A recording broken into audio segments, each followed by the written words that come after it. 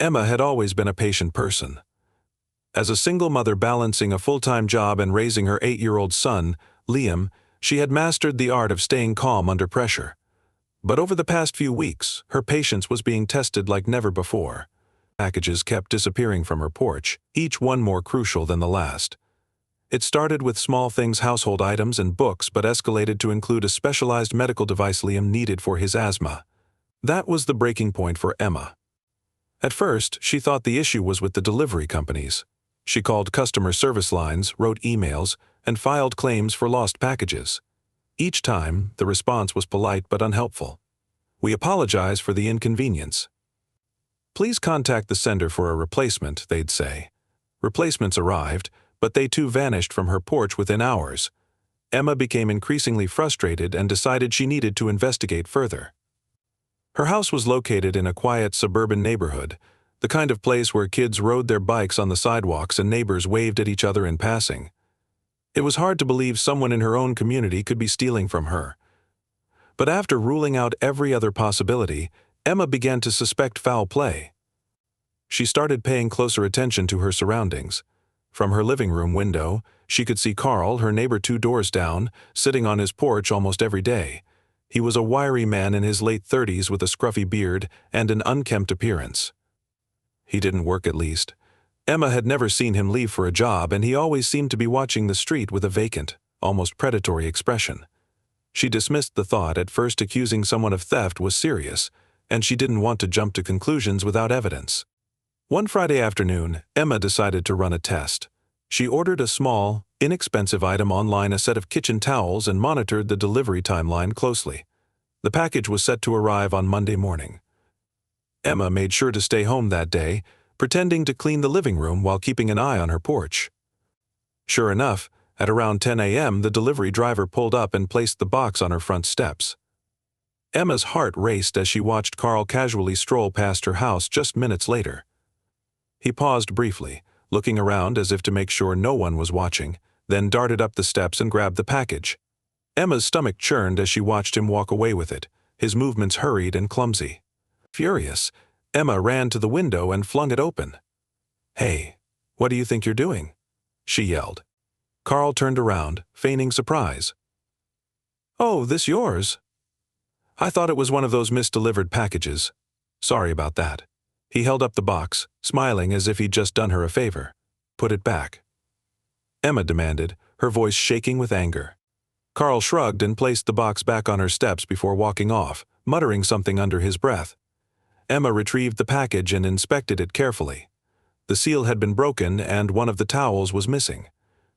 It wasn't about the towel, it was about the audacity. She felt violated, her sense of security shattered. That evening, Emma installed a discreet security camera above her porch. If Carl or anyone else tried to steal from her again, she'd have proof. The camera was small but powerful, with night vision and a wide-angle lens. Emma tested it thoroughly, ensuring it would capture every detail. The following week, the camera caught Carl in the act again. This time, it was a box of books she had ordered for Liam.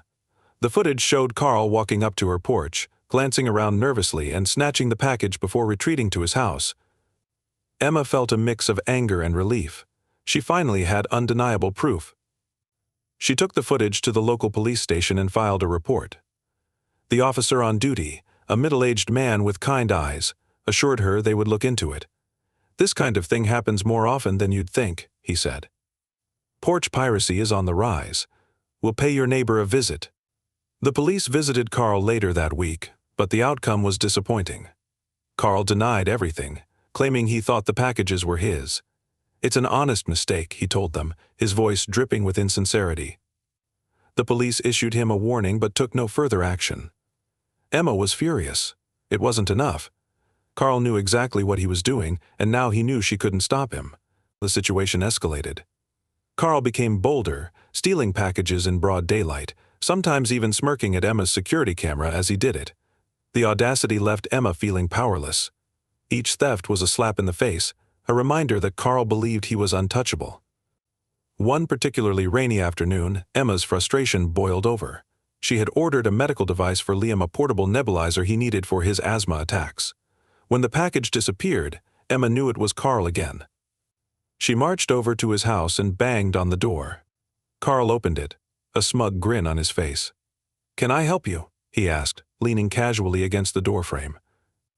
"I know you took my package, Carl," Emma said, her voice trembling with controlled fury. "That was a medical device for my son. I need it back." Carl shrugged. "I don't know what you're talking about.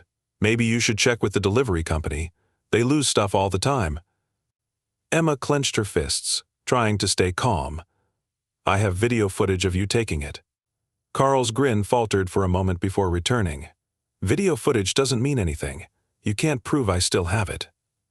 Maybe I threw it away. Maybe I gave it to charity. Who knows?" Emma felt tears of frustration welling up but refused to let them fall. "You're a disgusting excuse for a human being," she spat before turning and walking away. As she stepped back into her own house, Emma realized she needed a new approach. Carl wasn't just a nuisance, he was a threat to her peace of mind and her family's well-being. She couldn't rely on the police to handle this. She had to find a way to protect her home and her son. Emma resolved to fight back, not with anger, but with strategy. If Carl thought he could get away with terrorizing her, he was sorely mistaken. The storm brewing between Emma and Carl was far from over. Emma's confrontation with Carl had left her shaken but more determined than ever to stop him. His smug dismissal of her pleas and his audacity in continuing his thefts fueled her resolve. As she tried to figure out her next move, Emma became increasingly aware of something else. Carl's household was far from ordinary. Over time, she began noticing troubling signs that hinted at a much deeper issue than stolen packages. The first clue came late one evening as Emma was preparing dinner. Through her kitchen window, she could see Carl's house clearly. His porch light flickered erratically, casting unsettling shadows over the unkempt yard. Two young children, a boy and a girl, played outside barefoot, despite the chilly autumn air. Their laughter, normally a joyful sound, carried a nervous energy that unsettled Emma. She watched as Carl emerged onto the porch, a beer bottle in hand. He shouted something at the children, his tone harsh and impatient. The girl, who couldn't have been older than 8, flinched visibly and ran inside. The boy hesitated, his small frame hunched in defiance, before following his sister. Carl drained his beer and disappeared back into the house, slamming the door behind him. Emma's heart ached for the children. She didn't know their names but had seen them often enough to recognize their faces. They seemed to spend most of their time unsupervised, wandering the neighborhood or playing in the street. On more than one occasion, Emma had noticed the little girl wearing the same clothes for days in a row. It was clear they weren't being properly cared for. The next morning, Emma decided to ask around. Her neighbor, Miss Thompson, was a retired teacher who lived across the street and seemed to know everything that happened in the neighborhood. Over a cup of tea, Emma broached the subject carefully. "Miss Thompson," she began, "do you know much about Carl and his kids? I've been noticing, well, some things that don't seem right." The older woman sighed deeply, setting her teacup down with a clink. "Those poor children," she said, shaking her head. "Their mother left a year ago, couldn't handle Carl's drinking, I suspect. Ever since, it's been just him and the kids. He's not fit to be a parent, if you ask me." Emma leaned in, her concern growing. "What about the kids? Are they in school?" "They are," Miss Thompson confirmed, "but barely. I've seen the little girl Sarah. I think her name is waiting for the bus alone many mornings. And the boy Jake, he's always wandering around. It's heartbreaking." Emma nodded, her mind racing. She thanked Miss Thompson for the information and returned home, feeling a new sense of responsibility. It wasn't just about her stolen packages anymore. Carl's behavior was affecting not only her but also 2 vulnerable children. She couldn't ignore it. A few days later, the situation escalated. It was a rainy afternoon, and Emma was on her way to pick up Liam from school. As she pulled out of her driveway, she noticed Sarah standing on the corner, drenched from head to toe. She held a flimsy umbrella that did little to shield her from the downpour. Emma rolled down her window. "Sarah, sweetheart, do you need a ride home?" she asked gently. The girl hesitated, her wide eyes scanning the street nervously. Finally, she nodded and climbed into the car, clutching her soggy backpack tightly. "Where's your dad?" Emma asked as she turned the car heater up. "Does he know you're out here?" Sarah shook her head. "He's sleeping," she said quietly. He sleeps a lot. Emma's chest tightened. She dropped Sarah off at Carl's house, watching as the little girl ran up the steps and disappeared inside. For the rest of the day, Emma couldn't shake the image of Sarah standing in the rain, shivering and alone. Something had to be done. That evening, Emma reached out to Child Protective Services. She explained the situation in detail, from Carl's apparent neglect to the children's unsupervised activities. She hesitated briefly before mentioning the thefts. While she didn't want to sound vindictive, she believed the thefts were symptomatic of a larger problem: Carl's inability to manage his life, let alone care for his children. The CPS representative listened attentively and assured Emma they would investigate. Emma hung up feeling both relieved and anxious. She knew involving CPS was a serious step, one that could have far-reaching consequences for Carl's family. But she also knew she couldn't stand by and do nothing. A week later, 2 CPS workers arrived at Carl's house. Emma watched from her living room as they knocked on his door. It took several minutes before Carl answered, looking disheveled and irritated. The workers spoke to him briefly before stepping inside. They stayed for nearly an hour, and when they left, Carl's expression was a mix of anger and unease. That evening, Carl showed up at Emma's doorstep, pounding on the door with enough force to rattle the frame. Emma opened it cautiously, her heart racing. "Did you call CPS on me?" he demanded, his voice slurred with alcohol. Emma stood her ground. "Yes, I did. Your kids deserve better, Carl. They deserve to be safe." Carl's face contorted with rage. "You think you're better than me? You don't know a damn thing about my life." "I know enough," Emma replied, her voice steady. "I know those children are suffering. This isn't about you, Carl. It's about them." Carl glared at her for a moment before storming off, muttering curses under his breath. Emma closed the door and leaned against it, her hands trembling. She knew she had done the right thing, but the confrontation left her shaken. Over the next few days, Emma noticed a change in Carl's behavior. He seemed more subdued, keeping to himself and avoiding eye contact with the neighbors. Sarah and Jake, however, continued to roam the neighborhood unsupervised. Emma began to worry that her call to CPS hadn't been enough to prompt real change. Her fears were confirmed when she saw Sarah wandering the streets alone late one evening. Emma approached her gently and asked if everything was okay. The little girl looked up at her with tear-filled eyes and said, "I'm hungry." Emma's heart broke. She took Sarah back to her house and made her a sandwich, all the while wondering how things had gotten so bad. That night, Emma called CPS again, urging them to take immediate action. The system moved slowly, but Emma refused to give up. She was determined to see those children safe, even if it meant putting herself in Carl's crosshairs once more. As the days turned into weeks, Emma's vigilance paid off. The situation at Carl's house was reaching a breaking point, and the authorities were finally taking notice. Emma knew the road ahead would be difficult, but she was prepared to do whatever it took to protect those kids and herself from the chaos next door. The tension between Emma and Carl had reached its peak. Weeks of documenting his erratic behavior and the neglect of his children had taken its toll on Emma, but she knew she couldn't give up now. The safety of Sarah and Jake depended on her persistence. Each call to Child Protective Services and each report to the police felt like a small step in an uphill battle, but Emma remained resolute. Late one Friday evening, Emma sat in her living room, scrolling through emails on her laptop. Liam was asleep upstairs, his asthma finally under control thanks to the replacement nebulizer she had managed to order. Outside, the street was quiet, with only the occasional flicker of porch lights breaking the stillness. Emma's thoughts were interrupted by the sound of shouts from Carl's house. She walked to her window and peered out, her heart sinking at the sight. Carl stood on his porch, yelling at someone inside. His words were slurred, and his gestures wild, a beer bottle clutched tightly in his hand.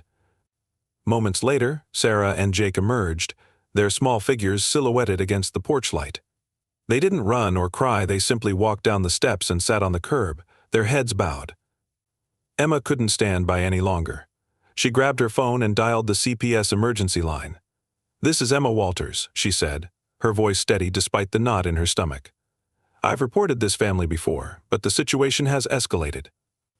The children are outside, unsupervised, and their father is visibly intoxicated. Please, someone needs to come immediately." The dispatcher assured her that a caseworker and law enforcement were on their way. Emma hung up and watched from her window, torn between wanting to comfort the children and knowing it was best to let the authorities handle the situation. She felt a pang of guilt, but it was quickly overridden by a sense of relief when a police cruiser pulled up 10 minutes later, followed by a CPS vehicle. 2 officers approached Carl's house while the caseworker knelt down to speak with Sarah and Jake. The children looked frightened but answered the woman's questions. Emma couldn't hear what they were saying, but she could tell by their body language that they were exhausted and scared.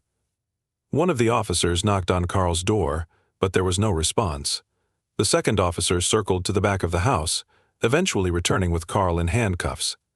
He was belligerent, shouting profanities and insisting he hadn't done anything wrong. As Carl was led away, the caseworker escorted Sarah and Jake to the CPS vehicle. Emma felt a wave of conflicting emotions. She was relieved that the children were finally being taken to safety, but she couldn't ignore the ache in her chest as she watched their small, frightened faces disappear into the car. The next morning, Emma received a call from CPS. The caseworker, a woman named Rachel, thanked her for her continued efforts. "The children are safe," Rachel said. "They've been placed with their maternal grandparents for the time being. It's clear they've been living in a neglectful environment, and we're taking steps to ensure they receive the care they need." "What about Carl?" Emma asked. "He's been arrested for child endangerment and public intoxication," Rachel explained. "There will be a court hearing, and the children's placement will be reassessed based on the outcome. For now, they're in a stable environment, and that's what matters most." Emma felt a sense of relief wash over her. It wasn't a perfect solution, but it was a step in the right direction. She thanked Rachel and hung up, finally allowing herself to breathe. Over the next few weeks, the neighborhood settled into a strange quiet. Carl's house remained dark, the lawn overgrown and the mailbox overflowing with junk mail. Without Carl's disruptive presence, the street felt more peaceful, but Emma knew this wasn't the end.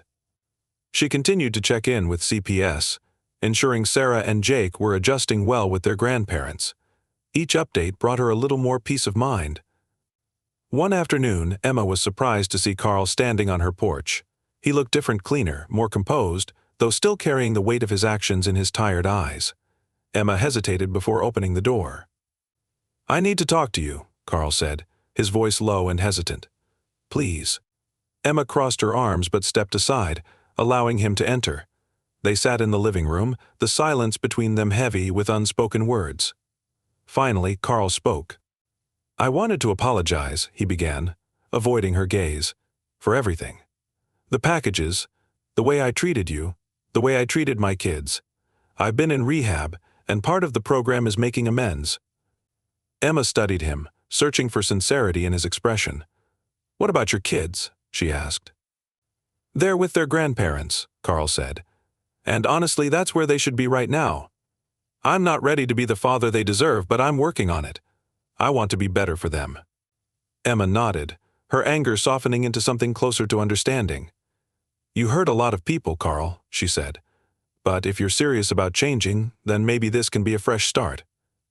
Carl looked at her, gratitude shining in his eyes. "Thank you," he said simply, "for helping my kids when I couldn't."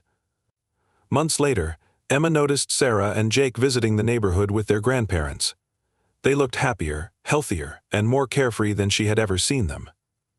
Emma waved from her porch, and Sarah waved back, a bright smile on her face. As Emma watched them walk down the street, she felt a sense of closure. It hadn't been an easy journey, but she had done the right thing. She had stood up to injustice, protected 2 innocent children, and made her neighborhood a safer place. Emma knew she couldn't change the world, but she had made a difference, and that was enough.